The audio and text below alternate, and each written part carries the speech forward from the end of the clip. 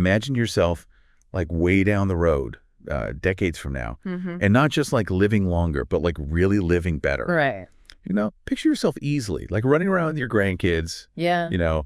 effortlessly taking the stairs, feeling strong and independent, like well into your 80s and beyond. Yeah. That's what we're diving into today, like the surprising science of how strong legs can really unlock that vibrant future Yeah. for all of us. You've shared some research on like simple exercises, Right. and even like the role supplements play, like creatine and whey protein Yeah. and healthy aging. So we're going to really break down exactly how to build that foundation for a healthier, more active future. Well, what's fascinating is that leg strength is about so much more than just, getting around easily. Right. It really impacts everything from your brain health to like preventing dangerous falls as we age. Okay, so it's not just about, being able to run a marathon in our 70s. Right. There's a deeper connection here to like overall health and well-being. Yeah, exactly. You see, strong legs are like crucial for preventing falls, which as we get older, becomes a much more serious risk. But here's the truly mind-blowing part. Okay. Studies have shown a direct link between like strong legs and cognitive function. Wait, are you saying that working out my legs could actually help keep my brain sharp as I age? It seems like I have to hear more about this. it all comes down to the fact that leg exercises boost circulation and improve the efficiency of our mitochondria, those tiny powerhouses within our cells. Right. And this seems to have a protective effect on brain health, reducing the risk of cognitive decline. So it's not just about building muscle, it's about keeping those critical systems Yes, functioning at a high level. precisely. But here's the challenge we face: sarcopenia. Sarcopenia. Starting in our 30s, we begin to naturally lose muscle mass. Oh, wow. And that decline can become pretty significant as we age. That's a bit concerning. Yeah. So are you saying it's a losing battle once we hit a certain age? Not at all. The exciting news is that we can actively fight back against sarcopenia. Okay. And the key is to start early and stay consistent, because even small changes can make a big difference. I'm all ears. Yeah. What are some things we can do right now to like build and maintain that leg strength, even if we're not, spending hours at the gym? You've provided us with some great research on exercises anyone can do, Yeah. regardless of their fitness level or access to equipment. Let's start with something incredibly simple: Okay. sitting down and standing up. Seriously, I'm doing a workout every time I get off the couch. Think of it this way: we're turning everyday movements into strength-building exercises. Okay. The key is to do it slowly and with control. Okay. So you sit on the edge of a sturdy chair with your feet shoulder-width apart. And then you slowly stand up using your leg muscles and glutes to power the movement. Then you lower yourself back down in the same controlled manner. Aim for 10 repetitions a couple of times a day. I have to admit that sounds pretty manageable. Huh. What else can we do to build strength without needing a lot of fancy equipment? Another great one is step-ups. Okay. These are fantastic for building balance and strengthening those crucial glute muscles, especially the gluteus medius, which is so important for stability.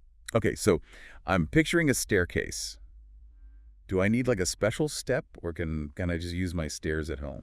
You can use a staircase or even a low, sturdy stool. Got it. You simply step up with one foot, bring the other foot to join it, and then step down one foot at a time. Okay. Aim for 10 to 20 repetitions per leg, Wow. adjusting the height to make it, more or less challenging as you get stronger. I like that it's adjustable. So no excuses about needing fancy equipment. All right, so we've got slow sitting and standing step-ups. What's the third exercise in this simple but powerful routine? The third one is stepping down with control, Okay. which focuses on what's called eccentric strengthening. That basically means you're controlling the lengthening of your muscles as you lower yourself down, which is surprisingly effective for building strength. Okay, walk me through this one.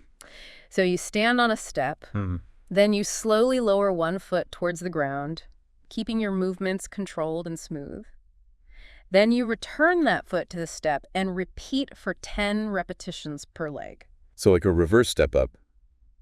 It sounds like all three of these exercises are really mimicking those everyday movements, Yes. which makes a lot of sense if we're trying to build functional strength. Exactly. We're talking about the kind of strength that helps you move through life with more ease and confidence, not just lift heavy weights. I love it. It's Okay. practical, it's accessible, and it doesn't require a gym membership. Right? Now, I know you mentioned supplements like creatine and whey protein earlier. Yeah. Where do those fit into this picture of building strength as we age? They can be helpful additions, but it's crucial to approach them with a balanced perspective.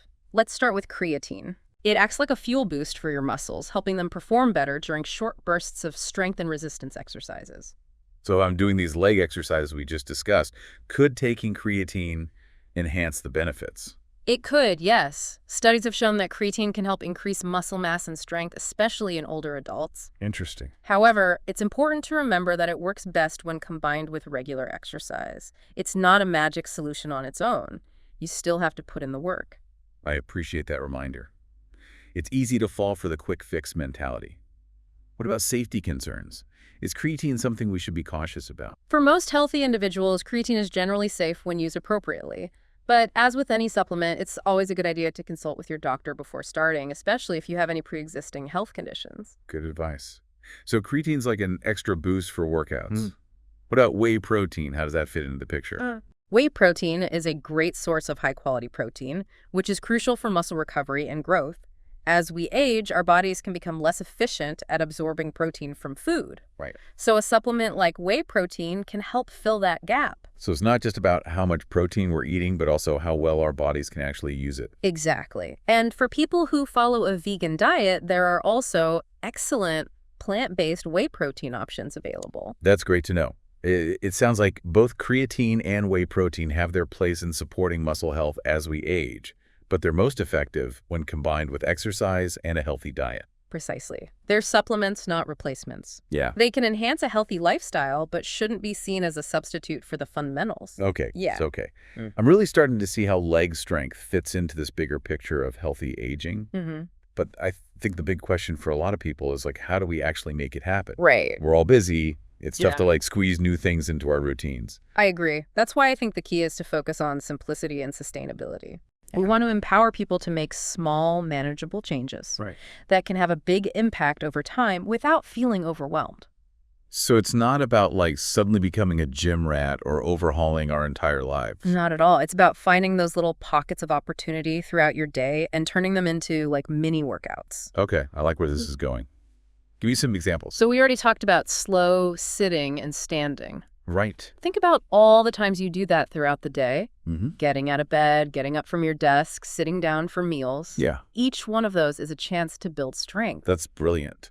Yeah. I'm literally getting a workout just by living my life. Exactly. You'd be surprised how many repetitions you can rack up just by being mindful about your movements. Wow. And the same goes for step-ups. If you have stairs at home, use them. So no more mindlessly running up the stairs. Right. We're slowing down, engaging those muscles, and turning it into a mini workout. I can get behind that. Precisely. And the step-downs. Think about getting in and out of your car. Another opportunity to build strength. It's like our entire house is becoming a gym. In a way, yes. But it's more than just the physical space. It's about shifting your mindset to see those everyday moments as chances to improve your health. I'm starting to see that. It's about changing the way we think about exercise. So it's not about fitting it in. It's about weaving it into our lives. Exactly. Yeah. And the more you do it, the more natural it will become. You'll start seeing those opportunities everywhere. Okay, so we're building those mini workouts into our day. What else should we keep in mind? Consistency is key.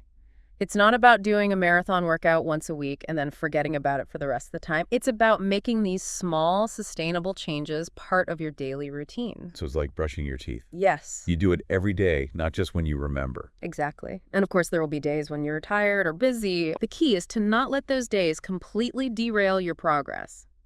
Get back on track as soon as you can. And remember, even a little bit of movement is better than none. That's good to hear because life definitely throws curveballs sometimes. Right. It's reassuring to know that it's okay to have those off days. Absolutely. And remember, this is a journey, not a race. Be patient with yourself, celebrate your successes, and don't be afraid to adjust your approach as needed. It's about finding what works for you, not trying to force yourself into someone else's mold. What about motivation?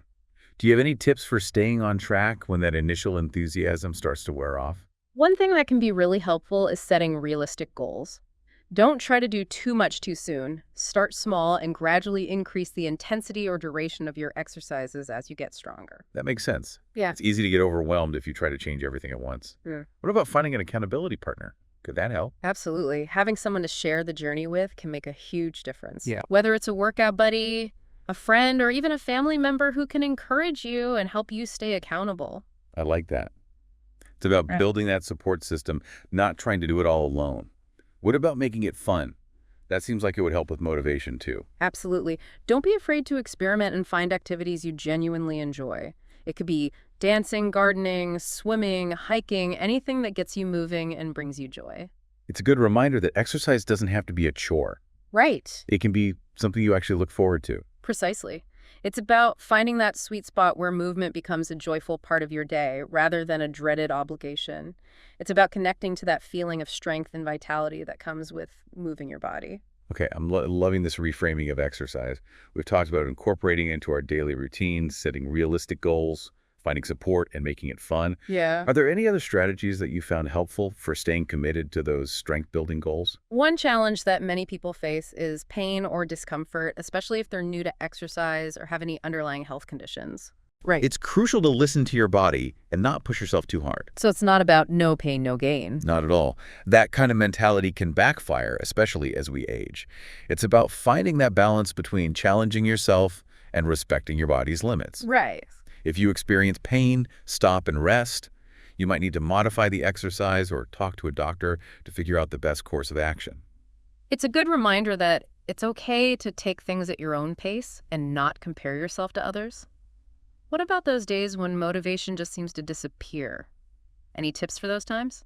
We all have those days. It can help to have a few strategies in place, like putting on your workout clothes even if you don't feel like exercising, Yeah. or setting a reminder on your phone. Okay. Or maybe you call your workout buddy for a little extra support and encouragement. It's like having a toolkit of strategies to draw from when those motivational dips inevitably hit. Right. And it's reassuring to know that even a little bit of effort can make a difference. Exactly. Even a 10-minute walk or a few repetitions of those leg exercises is better than nothing. Don't underestimate the power of small, consistent efforts over time. I'm feeling so much more empowered just hearing you talk about this. It's not about being perfect. Right. It's about making progress and finding what works for you. I'm glad to hear that. It's been a joy diving into this topic with you and exploring all the ways we can empower ourselves to age vibrantly and live our lives to the fullest. Before we move on to the final part of our deep dive, where we'll be discussing that incredible link between leg strength and brain health, Yeah. I wanted to touch briefly on something you mentioned earlier, the fear of falling. Okay. I think it's a very real concern for a lot of people as they get older, and it can prevent them from doing the things they enjoy or even just going about their daily lives with confidence. You're absolutely right. The fear of falling can be a major barrier to staying active and engaged with life, and it can create a vicious cycle where people start limiting their movements, which leads to muscle weakness and decreased balance, making them even more likely to fall. It's so sad to think that fear could rob people of their independence and enjoyment of life. Yeah. What can we do to address this fear and help people regain their confidence? Well, the first step is acknowledging the fear and talking about it openly. Let people know they're not alone. Many older adults experience this, and there are ways to manage it.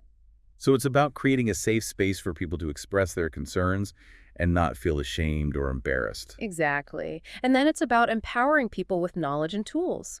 Educating them about the importance of leg strength balance training and fall prevention strategies can help them feel more in control. So it's about turning that fear into action. Precisely. And it's also about focusing on the positive. Instead of dwelling on what could go wrong, let's shift the focus to what we can do to stay strong, balanced, and resilient. Let's celebrate every step we take, every movement we make, and every moment of joy and independence we experience. That's a beautiful way to look at it. It's about reclaiming our power and focusing on the possibilities that come with aging gracefully and vibrantly. Absolutely. It's about shifting the narrative from fear to empowerment, from limitation to possibility. I love that. It's so inspiring. And I think it ties in perfectly with everything we've been talking about today. It's about taking control of our health and well-being and not letting age define our limitations. Wow. Well, we've covered so much ground already, but there's one more fascinating piece of the puzzle we need to explore, that link between leg strength and brain health. Stay tuned, because when we come back, we're diving into the science behind this mind-body connection and discovering how something as simple as moving our legs can have a profound impact on our cognitive function and overall well-being. Welcome back to the Deep Dive.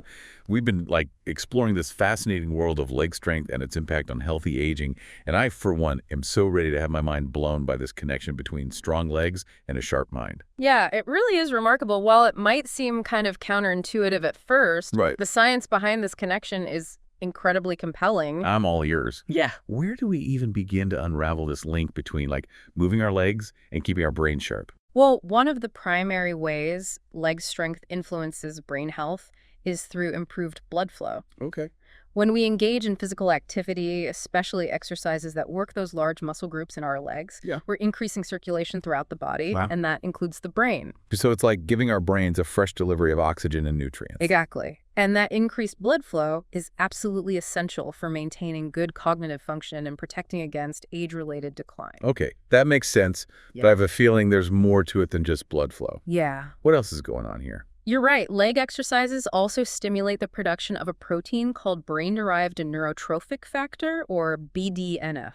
BDNF. That Oh. sounds important. What exactly does it do? Think of BDNF like a support system for your brain cells. Okay. It helps them grow, survive, and communicate with each other, all of which are crucial for learning and memory. So it's like a brain-boosting multivitamin. In a way, yes. And studies have shown that people who do regular leg exercises have higher levels of BDNF in their brains compared to those who are less active. So just by moving our legs, we're helping our brains stay healthy and function at their best? That's incredible. It is. And here's where it gets even more interesting. Leg exercises also seem to have a positive impact on the actual structure of the brain itself. Hold on. Are you telling me that working out my legs can actually change the physical makeup of my brain? That's right. Studies using brain imaging have shown that people who regularly work their legs have increased volume in certain areas of the brain, Wow. particularly the hippocampus, which is crucial for forming new memories and navigating our surroundings. So it's like we're shaping our brains through movement. You could say that. And the implications of this are huge. Huh. By maintaining leg strength and staying physically active, we're not just strengthening our bodies, but also protecting our brains from age-related decline. This is amazing. It really highlights how interconnected our bodies and minds truly are. Absolutely. It all comes back to that idea of taking a proactive approach to our health. You know, the choices we make today can have a significant impact on our well-being down the road. This entire deep dive has been so eye-opening. We've explored everything from preventing falls to boosting brain power, all thanks to the power of strong legs. It's been a fascinating journey, and I hope our listeners are feeling inspired to prioritize their leg health. Me too. So as we wrap things up, what's the one key message you want to leave our listeners with today? Simply put, strong legs are the foundation for a vibrant, independent life. I love that. And what's one small step our listeners can take right now to start building that foundation? It could be as simple as standing up from your chair and doing 10 slow and controlled sit-to-stands. Or choosing to take the stairs instead of the elevator the next time you have the option. Every little bit of movement counts. That's a great challenge and a great place for us to wrap up today's deep dive. Don't forget to subscribe to HealthyCast for more insights on living a healthier, more vibrant life. We'd love to hear your thoughts and questions in the comments, so be sure to share them below. Thanks for joining us.